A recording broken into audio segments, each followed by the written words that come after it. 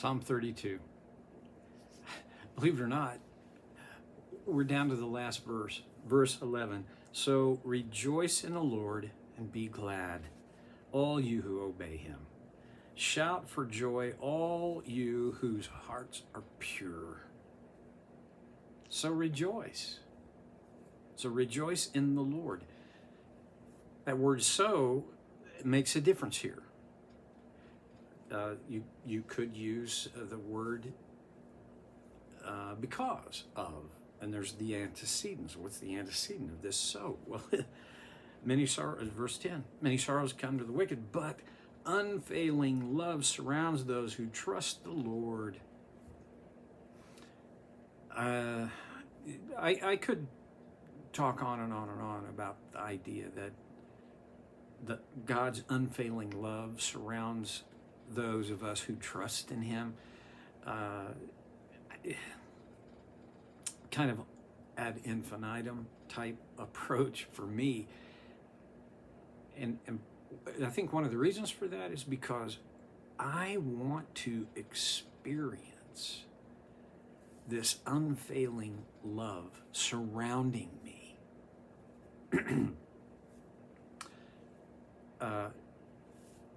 Told you about my friend Danny Hinkle. He's a much bigger guy than I am, and when he hugs me, he surrounds me.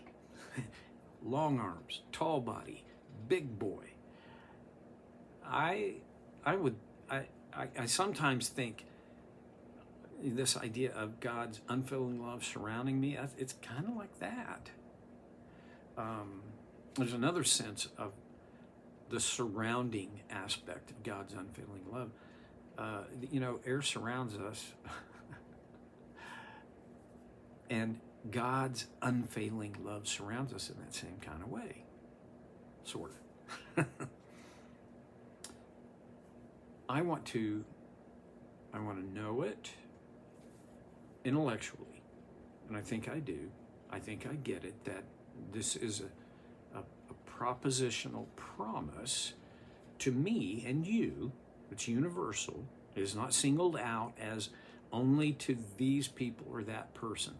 It's all of us who trust the Lord. Intellectually, I think I get that. Experientially, I want to, comes down to this, I want to feel this unfailing love surrounding me. This is difficult because, well, for several reasons, but one of the reasons it's difficult is because even when I don't feel it, does that mean it's not there? Well, the answer is no. That's not really what it means. And I think you could even go so far as to say that's not at all what it means. If I don't feel it, it means I don't feel it. But it doesn't mean it doesn't exist.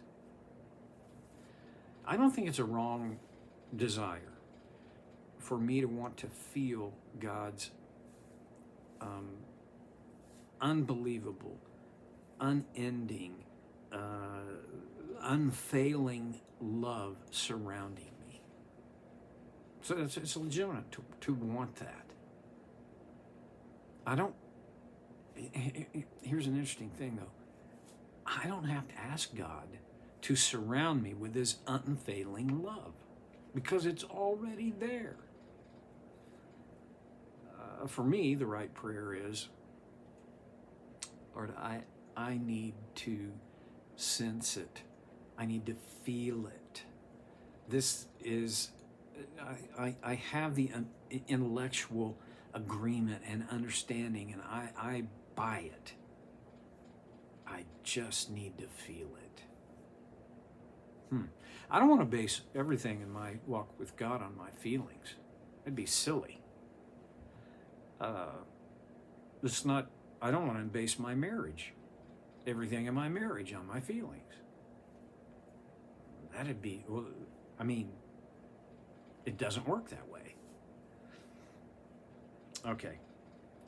Then, so because we are surrounded, those of us who trust the Lord are surrounded by his unfailing love. That's why, here, rejoice in the Lord and be glad, all you who obey him. Well, one thing I quickly see here is we got trust in verse 10 and obey in verse 11. And if you grew up in the church, you know the song, Trust and Obey. For there's no other way to be happy in Jesus but to trust and obey. And really, that's true. However, you and me being happy is not God's objective, okay? I grew up in a church. This is my junior high and high school years, where when they sang Trust and Obey, it's kind of like trust was not, all small caps, or not even small caps, just lowercase. Obey, that was the big one. Obey, obey, obey, obey. If you love me, you will keep my commands. Absolutely a true statement. But I grew up under a line of thought and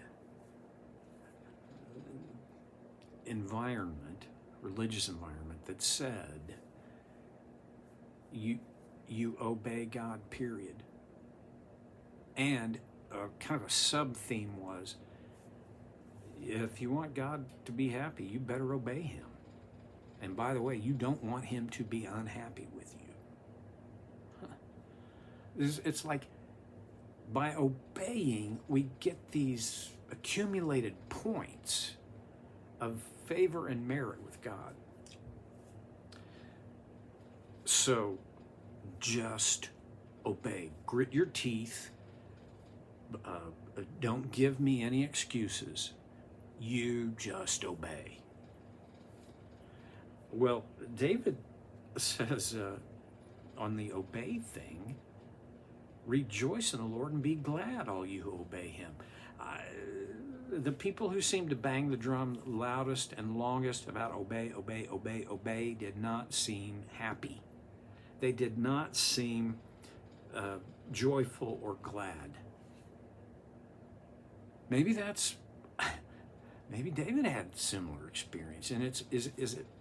I think it's possible that David was thinking of those people and urging all of us who obey the Lord to do this with joy and with gladness.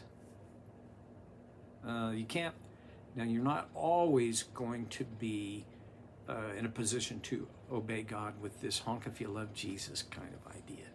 Sometimes obeying is just hard. It just is. It requires grit. It requires tenacity and courage. And sometimes those things are out front, ahead of the joy and gladness. But if joy and gladness are absent, then obeying becomes kind of a form of punishment. And my belief is that the people who were in my life at that point in time that most promoted the idea of obey, obey, obey, were doing that so that God, it wasn't even so that God will like you. It was so that God won't punish you.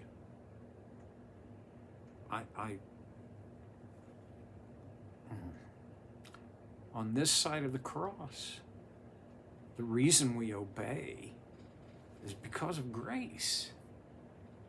I obey him because I love him. That's what Jesus, the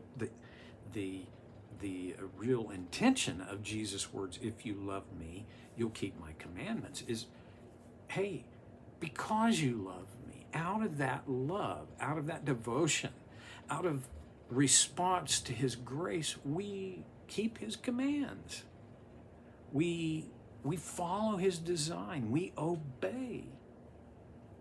We don't obey in order to get stuff from God. Now,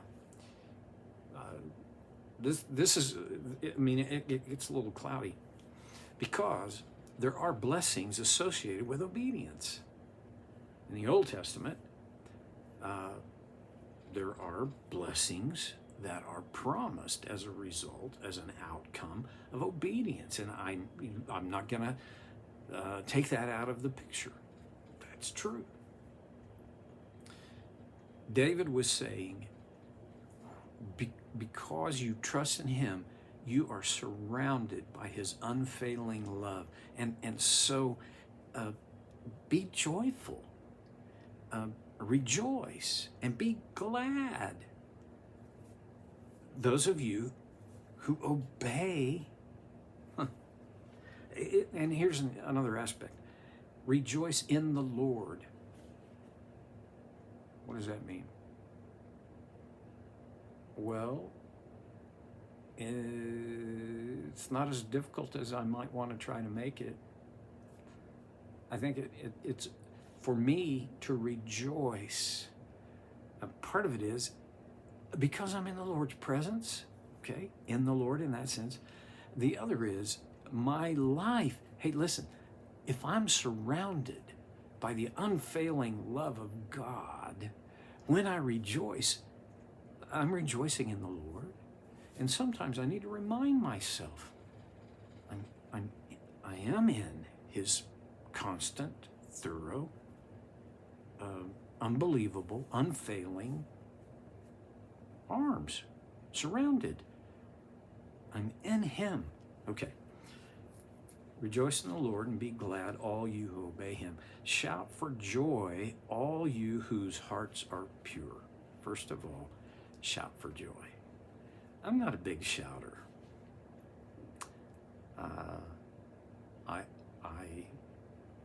I'm just not. I have friends who, this would not be hard for them. They shout for joy. And part of it is, if you don't somehow notice something that gives joy, how are you going to shout for joy? So I have to intentionally, I'm not good at it. I have to intentionally look around for things that bring joy, that involve joy for me. Shout for joy. There haven't been that many times in my life I just had to shout. When my 3 daughters were born, yeah, I didn't even know what words to use, but there was this unspeakable joy, and I just wanted to shout. I wanted to get out and say, I've got kids, I got a daughter.